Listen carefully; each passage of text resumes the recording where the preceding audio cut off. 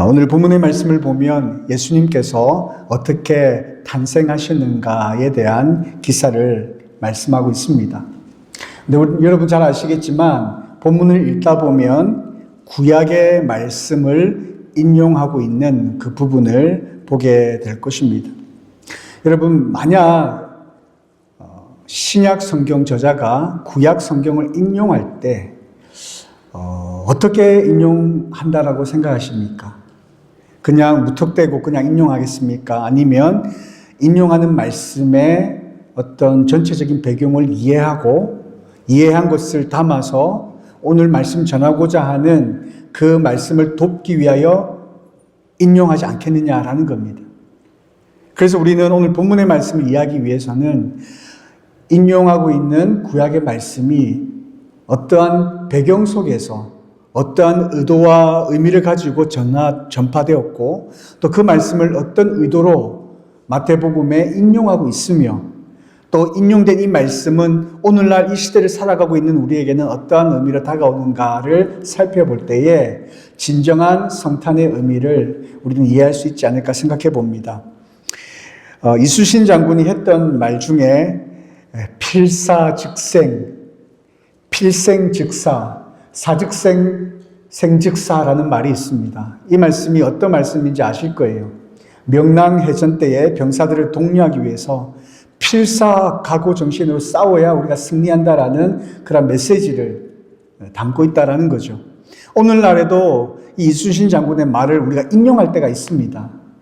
어떤 상황 속에서 우리가 정말 필사각오로 우리가 임할 때에 우리 공동체에 그 승리를 가져올 수 있다라는 그런 상황 속에서 우리는 이 이순신 장군의 말을 인용해서 쓸 수가 있다라는 거예요. 그때 우리 그냥 그렇듯해 보이니까, 멋있어 보이니까, 한자어니까 쓰는 게 아니라는 거예요. 어떤 문맥 속에서 그 말씀이 우리가 지금 이야기하고자 하는 그 문맥과 일치되기 때문에 돕기 위해서 쓴다라는 겁니다. 그래서 이 말을 하는 사람이나 듣는 사람은 어떻겠습니까?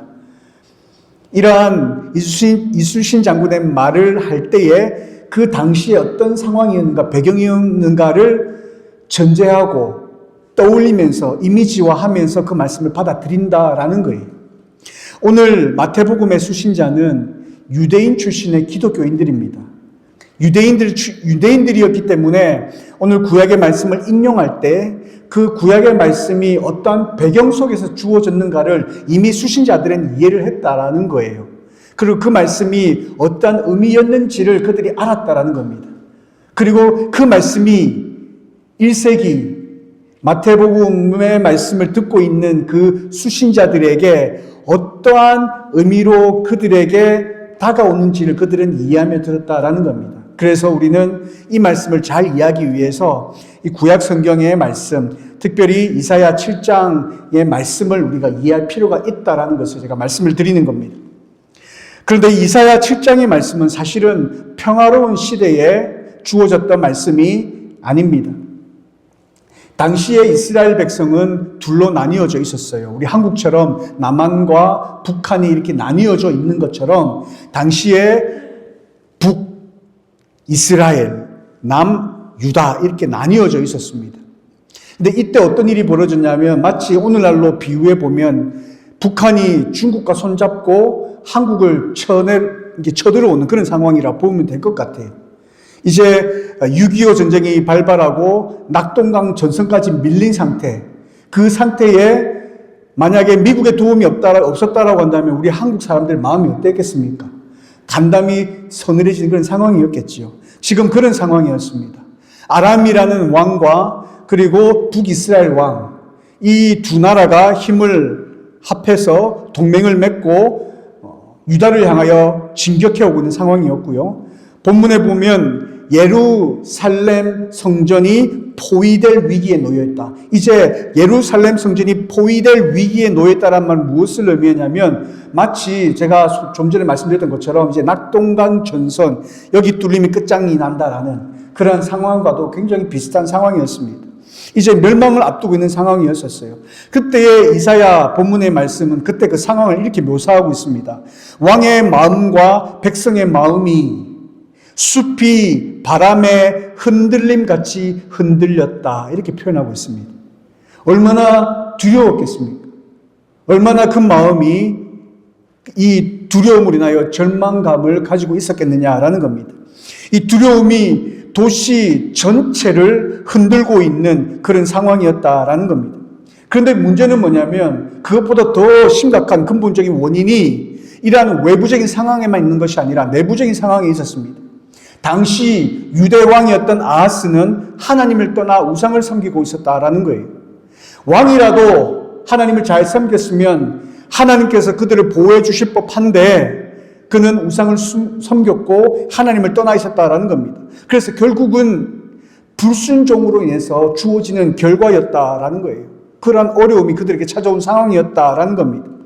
이때 하나님께서는 이 남유다를 그냥 내버려 두신 것이 아닙니다. 그들에게 이사야를 보내어서 두려워하지 말라, 낙심하지 말라, 내가 너희와 함께 하겠다라고 하나님께서 약속하시는 말씀이에요. 그러면서 하나님께서는 한 가지 제안을 하십니다. 내가 너희와 함께 할 터이니 걱정하지 말라. 너희들이 믿지 못하겠거든 나에게 징조를 구하라. 나에게 표징을 구하라. 내가 주겠다. 이렇게 말씀하신 거예요.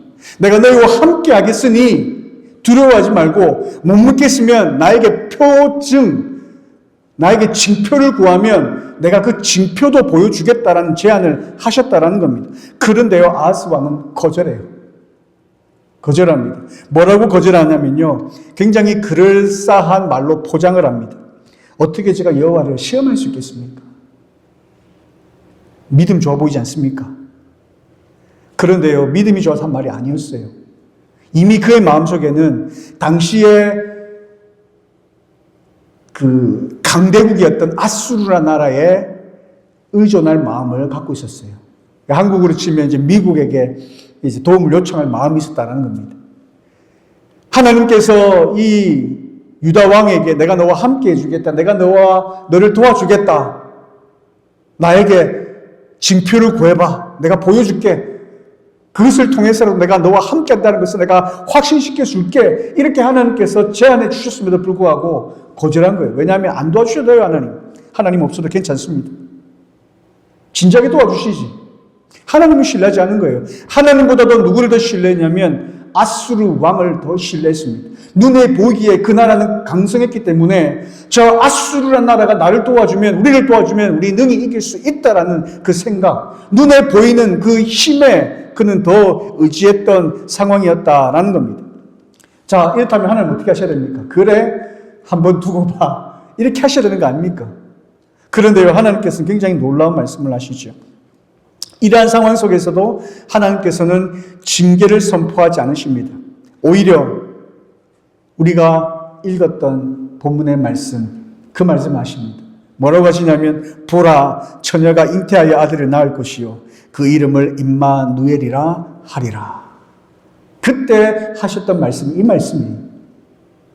그때 하나님께서 남유다에게 저주해도 시원찮을 판에 뭐라고 말씀하셨냐면 내가 너희를 떠나지 않겠다 라고 말씀하시면서 보라, 처녀가 잉태하여 아들을 낳을 것이요 그 이름을 임마누엘이라 하리라 이렇게 말씀하신 거예요. 그런 상황 속에서 하신 말씀이라는 겁니다.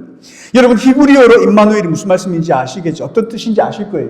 하나님이 우리와 함께 하신다라는 거예요. 그런 상황 속에서 하나님께서 남유다를 향하여 내가 너와 항상 함께 하시겠다 말씀하신 거예요. 외적으로는 아람과 북이스라엘이 침략해 침공해 오는 그 위기 속에서 이제는 이스라엘 그 예루살렘 성만 남은 상황이었습니다. 내적으로는 왕이 불신앙했습니다. 우상 숭배했습니다. 이것은 단순한 왕만 우상 숭배한 것이 아니라 이스라엘 전체적인 상황을 의미하는 거예요. 외적으로도 그렇고 내적으로도 심하게 영적으로 골마있는 상황이었습니다.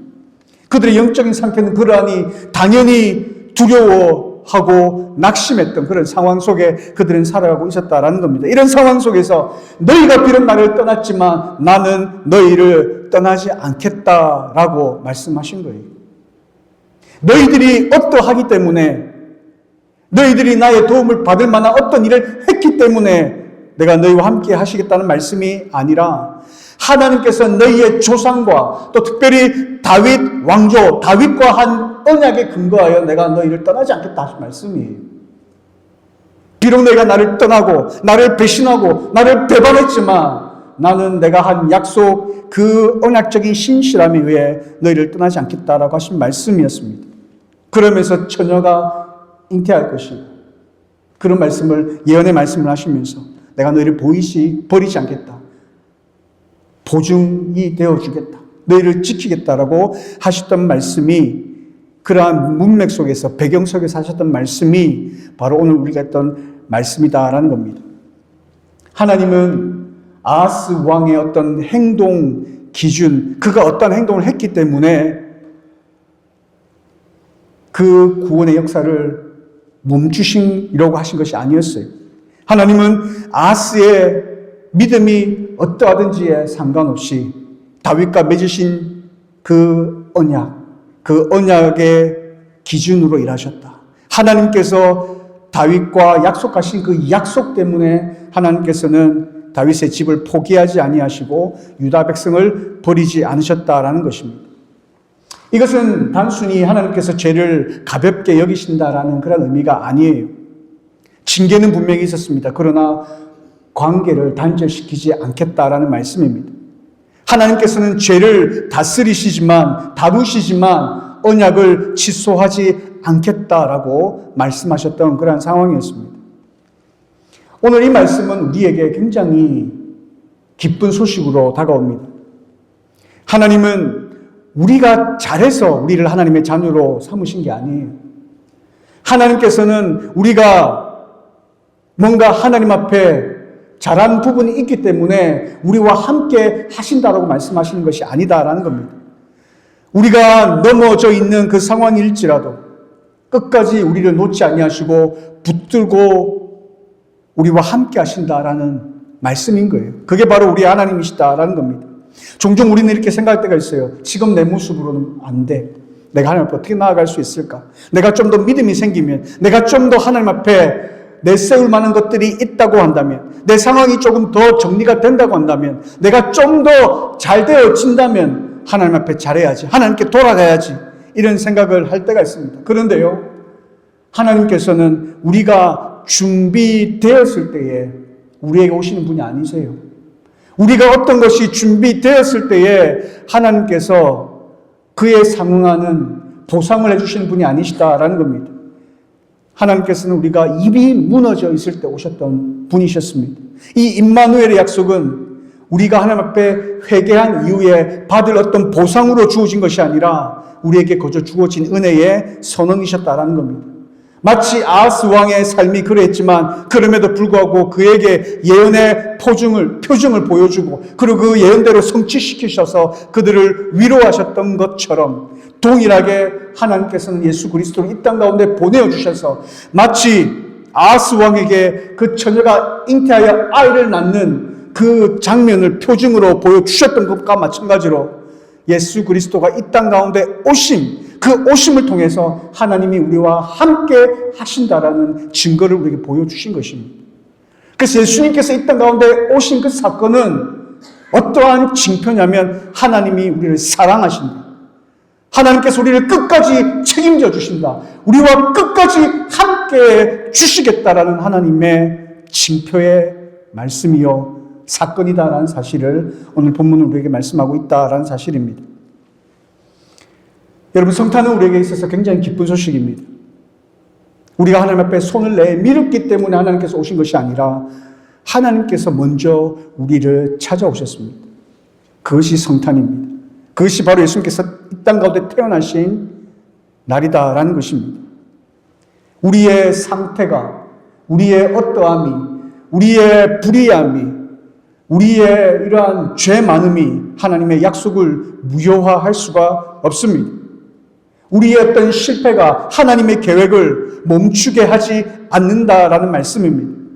바로 예수님은 인간의 불순종 그 한가운데 오셔서 여전히 하나님께서 우리와 함께 하신다는 그 사실을 몸으로 보여주셨다라는 것이죠.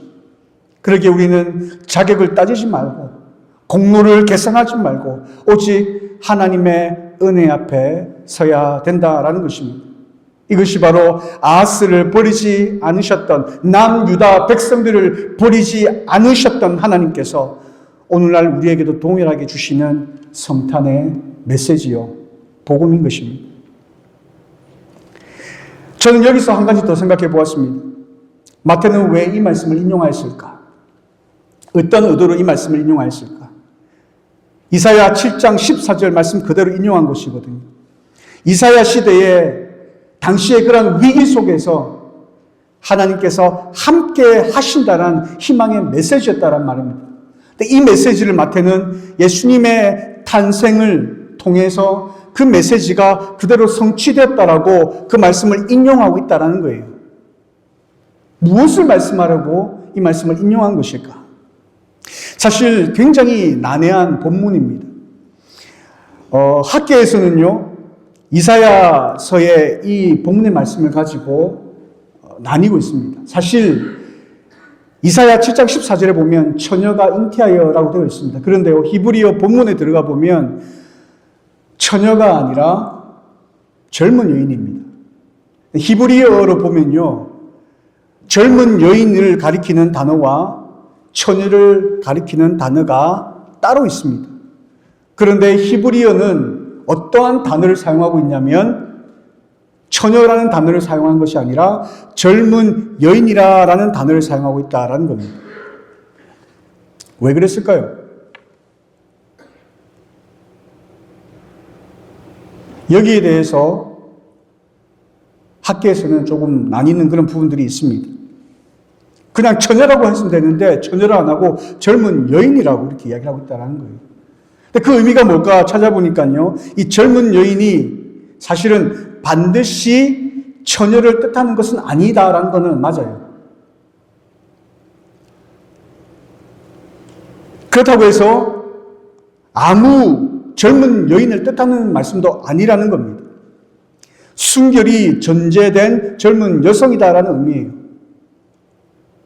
종합해서 말씀드리면 생물학적인 처녀라고 단정할 수는 없지만 그렇다고 성적으로 경험이 있는 여인을 적극적으로 가리키는 단어도 아니다라는 것입니다. 그럼 이거 우리가 어떻게 써야 될까요? 어렵죠. 굉장히 어려운 부분들입니다. 그런데 여기서 우리가 알아야 될 것은 뭐냐면 이사야서에서 이 말씀이 전해졌을 때에 유다 백성들은 그 말씀을 어떻게 들었을까를 보게 된다는 거죠. 사실 여기서는 여인에게 강조점이 주어진 것이 아니라 아이에게 강조점이 주어진 말씀이었어요. 그러니까 여러분 지금 전쟁통입니다. 낙동강 전선, 우리 상황을 한번 보세요. 낙동강 전선까지 밀린 상황이에요. 그런 상황 속에서 아이를 낳을 수 있을까요? 아이가 나서 아이가 자라나고 성장할 수 있을까요?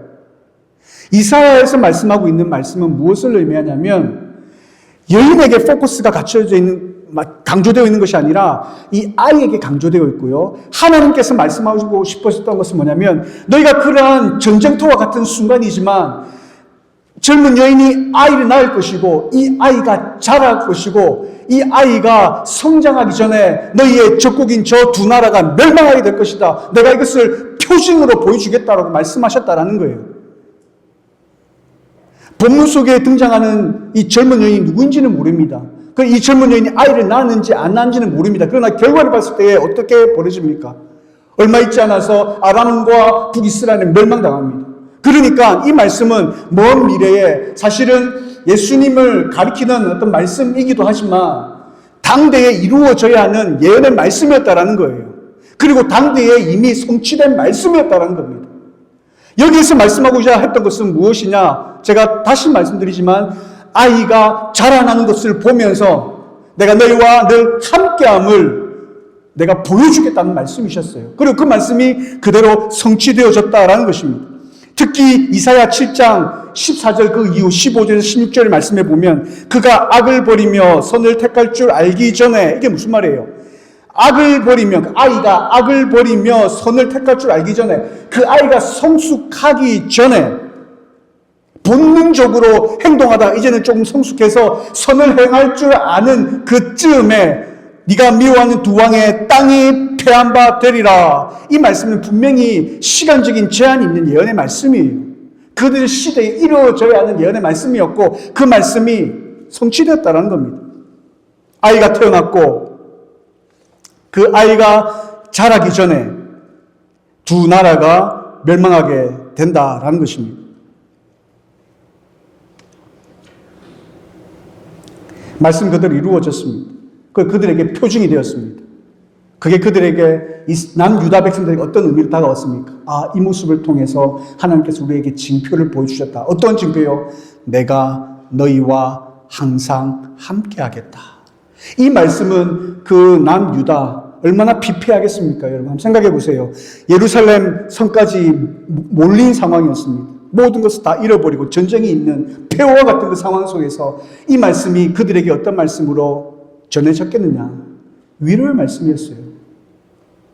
희망의 말씀이었어요. 소망의 말씀이었어요. 이사야 당시 그때의 이 말씀은 내가 너희와 항상 함께하겠다. 두려워 말라. 놀라지 말라. 걱정하지 말라. 내가 너의 하나님이 됨이니라. 내가 이러한 표징을 통하여 너와 함께함을 보여주겠다. 그리고 하나님께서는 그들과 함께 하셨다라는 겁니다. 그 말씀을 시간이 흘러 마태가 예수님의 탄생 기사를 기록하면서 그 말씀을 인용하여 지금 말씀하고 있다는 겁니다. 왜요? 무엇을 말씀하기 위해서 이 말씀을 인용한 것일까요? 마태는 이 이사야 시대의 말씀이 그때 당시에도 이루어졌지만 그것은 부분적으로 이루어졌다는 거예요. 그것은 그림자라는 거예요. 그 그림자의 실체가 누구냐? 바로 예수 그리스도이시고 그때 그 말씀이 예수 그리스도를 통하여 이루어졌다는 겁니다. 그때는 젊은 여인일지 모르겠지만 그 말씀 그대로 처녀가 잉태하여 하나님께서 오셨다는 거예요. 예수 그리스도가 오셨다는 거예요. 그 말씀이 그 말씀 그대로 성취되었다는 것을 말씀하며 있다는 겁니다. 자, 그렇다면 이것이 말씀을 변경한 걸까요? 왜곡시킨 걸까요? 오늘날 자유주의 진영에서는요, 어떻게 처녀가 잉태할 수 있어? 잘 됐다. 이 본문을 보니까 처녀가 아니고 젊은 여인이잖아. 그래, 이거야. 그래서 동정녀 탄생을 믿지 않습니다. 그리고 그렇게 가르칩니다. 그렇지 않습니다. 하나님의 말씀은 말씀 그대로 처녀의 몸에서 동정녀 마리아를 통해서 성령으로 말미암아 잉태되어 오셨음을 말씀하고 있고 그 말씀 그대로 성취되었다라는 거예요. 그럼 이게 어떻게 되어진 것인가? 우리는 어떻게 해석해야 될 것인가? 여러분 그 70인역이라고 아십니까? 기원전 2세기에 당시의 강대국은 그리스였어요.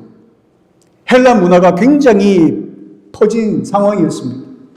그때에 어떤 일이 벌어졌냐면 유대인들 중에서도 이세들이 히브리어, 아람어를 할 수 없는 그런 상황이었어요. 헬라어를 이야기한 상황이었다라는 겁니다. 그리고 그 당시에 프톨레미아 왕조, 그러니까 지금의 애굽에 있는 왕인데요. 그 왕이 모든 종교의 어떤 성경책을 뭐라 합니까? 각 종교의 그런 정경들을 모으는, 수집하는 그러한, 습관이죠? 뭐라고 하는지 제가 생각이 안 나네요. 그러한 취미 같은 것들이 있었어요. 그래서 굉장히 화려한 도서관에 그런 걸 비치하는데 유대인의 정경인 이 구약의 말씀도 소장하고 싶었던 거예요. 뿐만 아니라 이 말씀을 통해서 구약의 말씀을 언어 때문에 알지 못하는 자들이 알기를 원하는 그런 상황이었습니다. 그래서 72명 각 지파마다 차출해서 학자들이 모여가지고 구약 성경, 히브리어 성경을 헬라어로 번역한 성경이 있습니다. 그 성경이 70인역입니다. 그게 기원전 2세기에 완성이 되었어요. 오늘날 우리 미국에 있는 2세들 보면 한국말도 잘하고 영어도 잘하는 2세들도 있지만 한국말을 다 잊어버리고 영어만 하는 2세들 있잖아요. 마찬가지였던 그런 시대였습니다. 그러한 시대에 구약의 의미를 좀 더 알기 위해서 번역했던 말씀이 70인역이에요. 그런데요, 신약 성경에서 구약 성경을 인용했을 때 사용했던 그 성경책이 어떤 성경책이냐면요, 히브리어로 기록된 구약 성경책이 아니라 이 70인역이었어요. 근데 그 70인역에 들여다보니 그 70인역은 뭐라고 기록되어 있냐면 젊은 여자라고 기록된 것이 아니라 처녀라고 번역되어 있더라라는 겁니다. 왜 이런 번역이 이루어졌는가? 여러분, 우리가 요즘에 외국 영화를 많이 보시죠? 외국 영화를 많이 보면 번역을 합니다. 미국 영화라 우리가 가정을 해보십시다. 미국 영화를 우리가 볼 때에 자막을 본단 말이에요. 그럼 그 자막을 보기 위해서 한국말로 번역을 해야 됩니다. 그런데 이 문자 그대로 번역할 때도 있겠지만, 그러나 그 의미를 담아서 번역할 때가 있어요. 그렇지 않겠습니까? 예를 들면 전쟁통에 완전히 이제 거의 지는 상황이었습니다. 그런 상황 속에서 리더가 있습니다. 이제는 누가 봐도 다 이제 몰락하는 그런 상황 속에서 그 병사들이 우리는 이제 끝났습니다 라고 했을 때에 주인공이 It's okay 라고 했다고 가정해 보십시다. 그 의미를 여러분 어떻게 번역하시겠습니까? 여러분이라고 한다면 It's okay. 우리 다 끝났습니다. 우리는 이제 졌습니다. 아니야, 괜찮아. 이렇게 번역하겠습니까? 아니면 아니야, 아직 끝나지 않았어. 이렇게 번역하시겠습니까? 어떠한 전환점이 있는 그 상황 속에서 그 리더가 It's okay. 이 말은 아니야, 우리 끝나지 않았어 라는 의미라는 거예요. 그런데 우리가 번역할 때 It's okay가 그 문자 그대로 오케이야 이렇게 번역하지 않잖아요. 마찬가지로 그때 당시에 그 말씀을 번역할 때에 그 말씀을 어떻게 이해했는지가 70인역에 그대로 고스란히 들어있는 거예요. 신학적인 해석이 들어있는 거예요. 그 말씀이 어떤 의미인지가 들어있는 거예요. 그러니까 그 당시에 유대인들의 해석은, 신학적인 해석은 무엇이었냐면 젊은 여자가 단순한 젊은 여자가 아니라 특별한 출생을 의미하는 것이다. 하나님의 특별한 개입이 있는 출생을 의미한다라고 신학적으로 이해했고 그렇게 번역을 한 거예요. 그리고 그 의미가 그 의미와 통용되는 겁니다. 그래서 그 말씀 그대로 마태는 인용한 거예요. 마태 마음대로 젊은 여자를 처녀로 인용한 것이 아니라 그 2세기에 하나님의 말씀을 그대로 신학적으로 그 의미가 무엇인지를 깨달은 사람들이 번역해 놓은 그 말씀을 그대로 인용했다는 겁니다.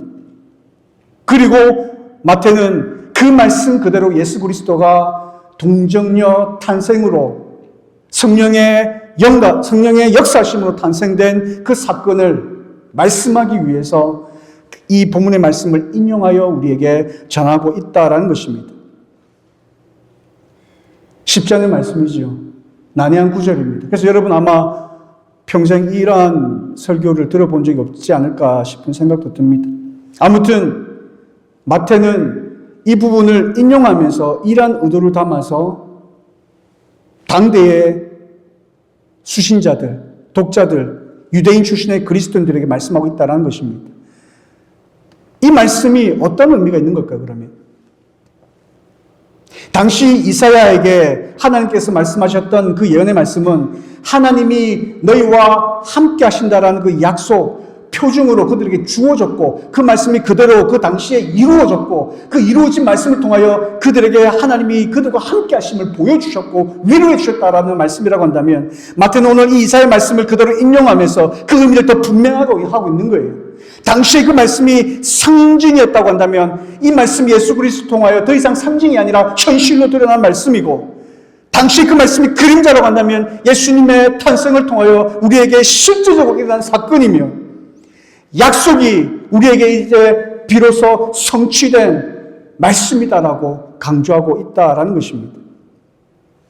하나님께서 주신 이 약속의 말씀, 이 약속의 말씀을 통해서 이사야 시대에는 하나님이 늘 너희와 함께 계신다라는 그 사실을 보여줬다라고 한다면 예수님이 태어나신 그 성탄의 밤에 예수 그리스도를 통하여서 하나님께서 정말 우리 가운데 그 약속대로 예언의 말씀대로 진짜로 이 세상 가운데 오셨음을 보여주심으로 인하여서 하나님은 하나님의 약속을 결코 잊지 아니하시고 반드시 성취하시는 하나님으로 우리에게 말씀하고 있다라는 것입니다. 이것이 성탄의 메시지입니다.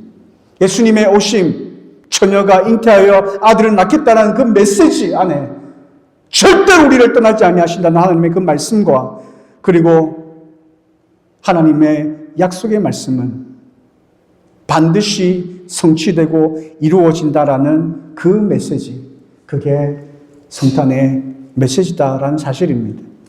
그러하기에 이 메시지는 우리에게 엄청난 의미로 다가오는 거예요.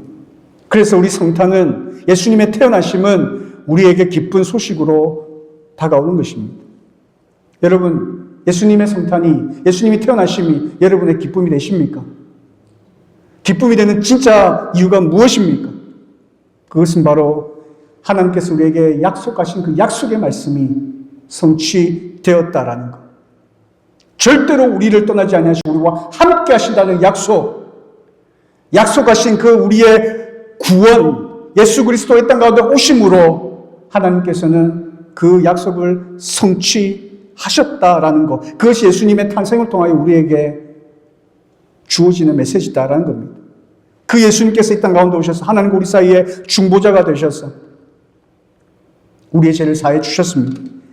우리의 연약함을 입으시고 결국 십자가에서 속죄의 피를 흘리시기까지 겸손의 길을 걸어가셨습니다. 그래서 성탄절은 단순히 예수님이 탄생하심을 기념하는 날이 아니에요. 그 이상의 의미를 가지고 있는 겁니다. 하나님께서 약속하셨고 그 약속을 반드시 이루셨다라는 증거가 바로 이 날이기 때문에 우리는 이 날을 기뻐하고 즐거워해야 하는 날이다라는 것입니다. 예수님의 오심은 결국에는 우리가 하나님께서 늘 우리와 함께 해주시며 우리에게 구원을 이루어 주실 것이다라는 증표라는 사실이에요. 예수님의 오심 그 자체가 하나님께서 우리에게 구원을 이루셨고 주셨다라는 확증이 되는 사실이다라는 사실입니다. 그렇다면 우리는 성탄절을 맞이하면서 어떠한 태도를 가져야 할까? 일반적인 우리들의 어떤 생일은 생일 당한 사람, 생일 맞은 사람을 기쁘게 해주는 거잖아요. 성탄절은요, 그 이상의 의미를 가지는 거예요. 물론 우리가 예수님을 기쁘시게 해드려야겠지만 더 나아가 예수님 때문에 우리가 기뻐하고 감사해야 되는 날인 거예요.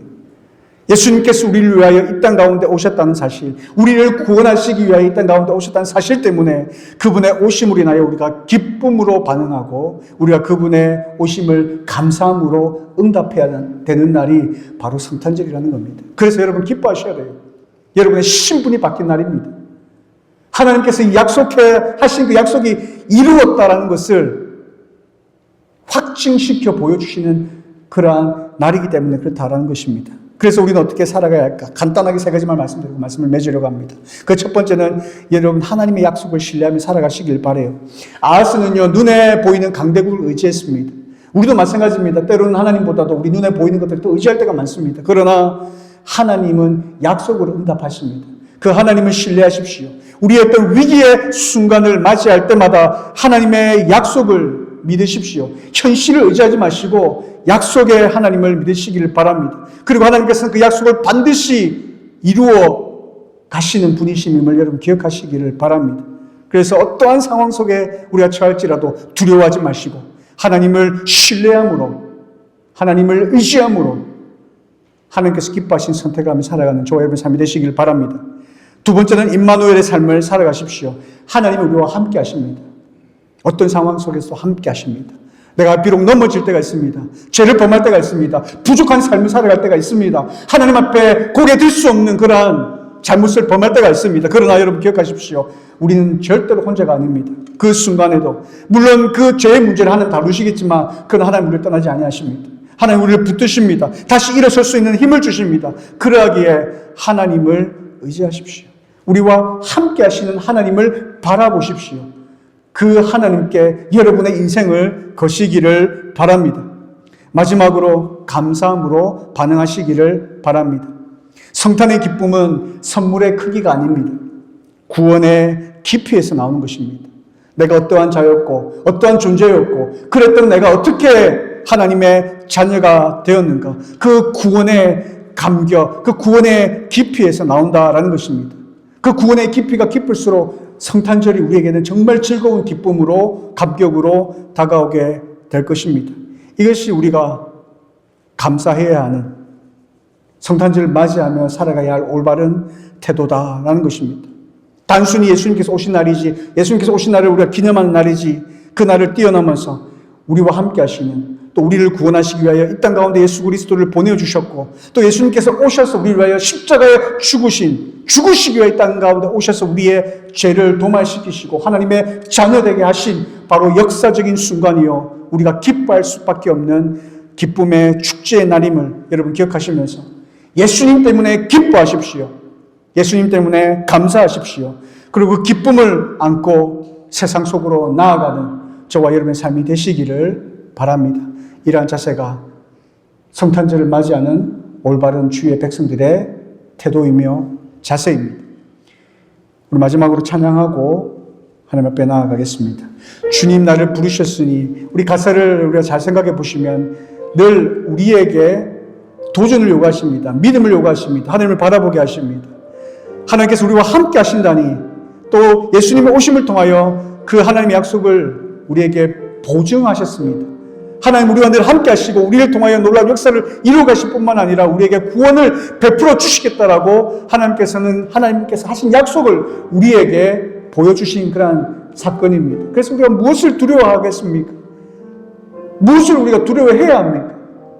우리가 살아가는 그 삶 여정 가운데 하나님을 신뢰하면서 힘들고 어려운 순간일지라도 하나님을 바라보면서 그 자리에서 일어서서 달려가는, 승리하는 저 여러분의 삶이 되시기를 바랍니다. 여러분, 이사야 그 시대의 이스라엘 백성들은 절망할 수밖에 없는 그런 상황이었습니다.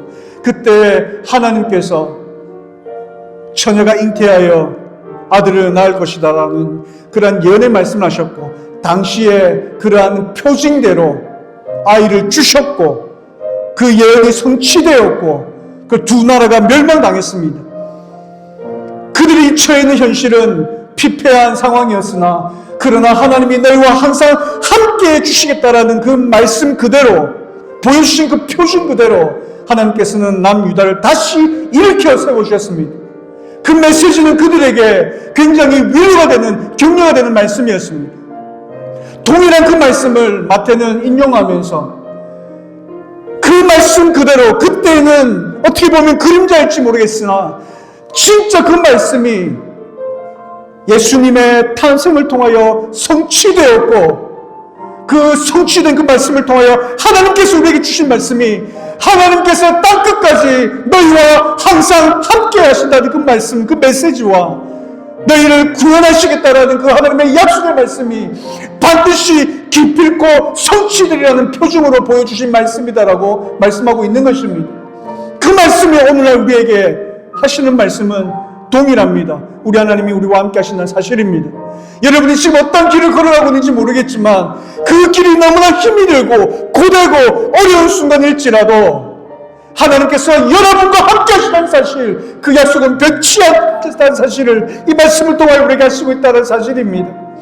그리고 그 하나님께서는 예수님을 보내주심을 통하여 우리에게 확증시켜 주셨습니다.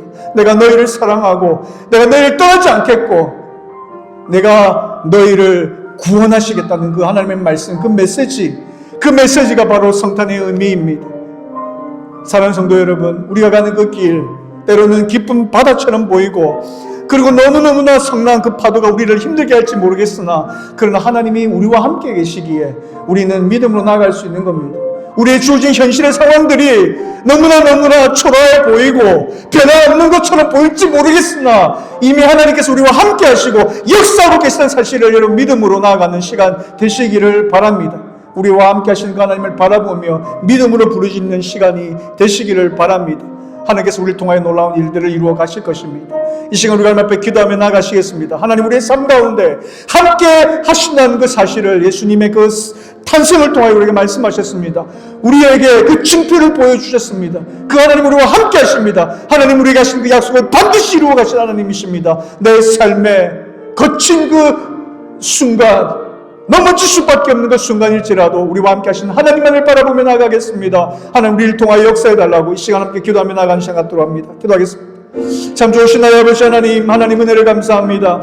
너무나 부족하고 어리석고 연약한 모습 그대로 살아갑니다. 그러나 하나님께서는 우리의 모습 때문에 하나님의 어떠한 구원의 어떤 계획들을 수정하시는 분이 아니시라, 언약의 말씀에 근거하여 하나님께서 우리에게 하신 그 약속의 말씀에 근거하여 그 약속의 말씀을 지키신 하나님이심을 보여주시고 계십니다. 그 하나님께서 우리를 하나님의 자녀로 부르셨고 예수 그리스도를 우리 땅 가운데 보내주심으로 말미암아 확증시켰습니다. 예수님의 그 탄생이 우리에게는 하나님께서 하신 약속이 반드시 이루어질 것이다라는 그 보증으로 말씀해 주시고 보여주셨던 사건이라 말씀하셨습니다. 하나님, 우리가 걸어가는 이 세상, 우리가 살아가는 이 삶이 너무나 쉽지 않고 힘이 듭니다. 포기하고 싶을 때가 한두 번이 아닙니다. 그러나 하나님께서 우리와 함께 하시니, 하나님께서 바로 이곳에 계시니 우리가 하나님을 바라보며 나아가겠습니다. 믿음으로 나아가겠습니다. 우리와 함께 하신 하나님께서 때로는 우리에게 힘을 주시고 격려해 주시고 위로자가 되어 주셔서 다시 우리를 일으켜 세우시는 그 하나님이심을 우리의 입술로 고백합니다. 하나님, 우리에게 주어진 그 사명 향하여 나아갈 때에 하나님을 바라보며 일어서는 저들의 삶이 되게 하시고 다시 일어서 하나님 앞에 나아가는 주의 거룩한 백성을 되어지기를 원하오니 우리를 사용하여 주옵소서. 하나님, 우리를 마음껏 사용하여 주옵소서. 우리의 삶을 통하여 하나님의 살아계심이 증거되게 하시고 하나님의 능력이 나타나게 하시고 우리의 삶을 통하여 하나님의 계획이 이루어지게 하여 주시옵소서. 우리의 삶은 그저 하나님 앞에 쓰임받는 도구로 사는 그것만으로도 하나님, 우리는 행복합니다. 즐겁습니다. 만족합니다. 마음껏 사용하여 주시옵소서. 우리를 통하여 역사하여 주시옵소서. 우리를 통하여 하나님의 이름이 드러나고 오직 하나님만 영광 받으시는 그러한 도구로 우리를 사용하여 주시옵소서. 참 좋으신 나의 아버지 하나님, 하나님 은혜를 감사합니다. 하나님, 오늘 예수 그리스도의 탄생의 의미가 우리에게 어떤 의미로 다가오는지를 깨닫게 하셨습니다. 하나님께서 우리와 함께 하시니 우리가 무엇을 두려워합니까? 하나님, 어떠한 상황 속에서도 하나님의 자녀로서 우리와 늘 함께 하신 하나님과 함께 더불어 이미 승리하신 그 승리의 여정을 우리는 믿음으로 걸어가기를 원합니다. 우리를 사용하여 주시고 하나님을 믿음으로 바라보는 주의 거룩한 백성들의 삶 가운데 하나님께서 함께하여 주시어서 우리가 걸어가는 그 여정, 그 순간, 그 걸음마다 하나님께서 일하심을 우리의 눈으로 바라보며 우리의 삶 속에 경험하며 나아가는 복된 인생 될 수 있도록 은혜를 베풀어 주시옵소서. 감사드리며 살아계신 예수님의 이름으로 기도드리옵나이다. 아멘.